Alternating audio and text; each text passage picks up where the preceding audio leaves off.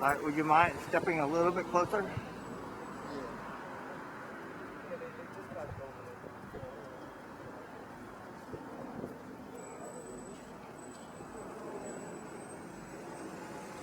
All right, you're a resident of Newark? Yes. Okay, so what are your feelings at this point? What happened? My feelings are numb. We're outraged. I mean, that, this type of violence is still happening in our city due to the climate of us being shot and killed around the country by the police, and this movement of Black Lives Matter. Just going around the nation, and how can we, be still involved in shooting and killing one another in our communities today in 2020? We're definitely outraged. We condemn the violence that's happening here, and we're calling for an immediate end. Like, it has to stop. If Black Lives Matter is going to matter to us, then the violence has to end. And it really does. I mean, we have to find other ways to resolve whatever conflicts that we have, other than shooting and killing and one another. Because if we don't, then it could be the end of a race that we once knew as Black people. How realistic are the messages the broad messages that we're seeing on TV around the country? How realistic is that message to you in Newark? Which message? Well, the message that you were saying before, that Well, that whites and police officers are attacked, and I'm not saying they're not, but how realistic is it when it applies to black on black? What's being done about? I mean, the dehumanization, the devalue of Black life, rather if it's from law enforcement, white folks, or from Black people in particular, is very real. You know what I mean? Black life in America does not have any value.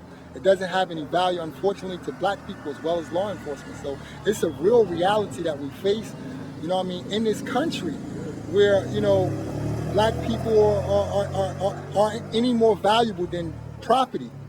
Because a lot of these, killings are over money, over petty disputes, and there's no way we can resort to taking a life over whatever it is.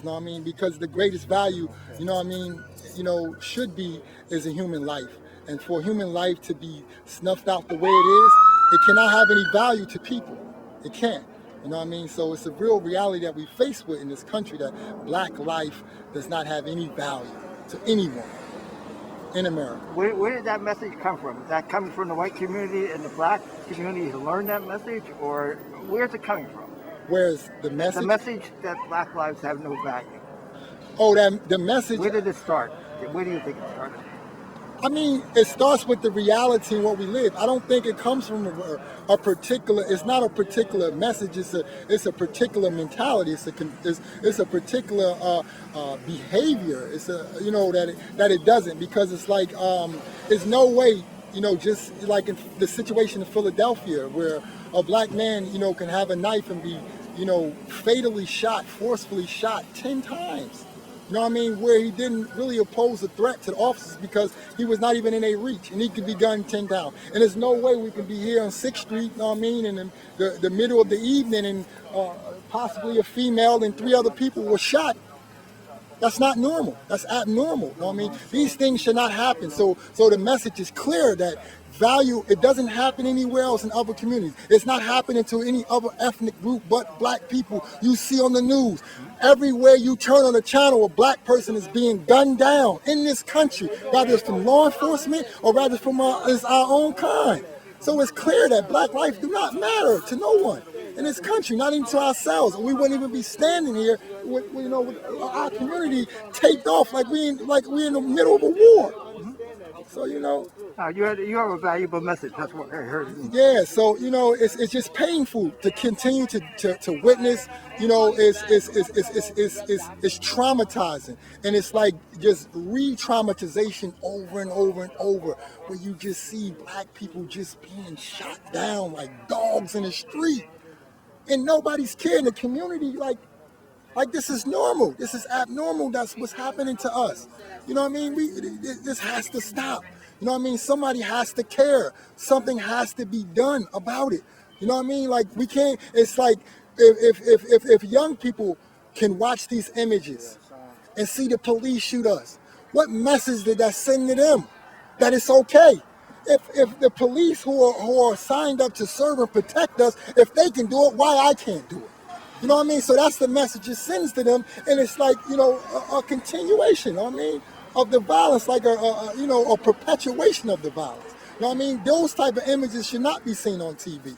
These type of images should not be shown in our community. You know what I mean? So, you know, I'm part of the Brick City Peace Collective, and you know, and we're out here, you know what I mean, to do whatever we can to do to curtail the violence, to talk to our community. Let's have a discussion.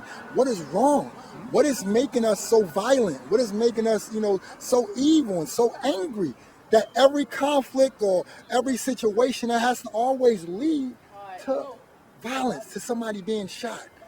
You know, so this is why we're Does basically. the gang situation, the drug situation, play into it in any way? I mean, I wouldn't necessarily say, you know, it's because of every shooting we'll say is the gangs or the drugs.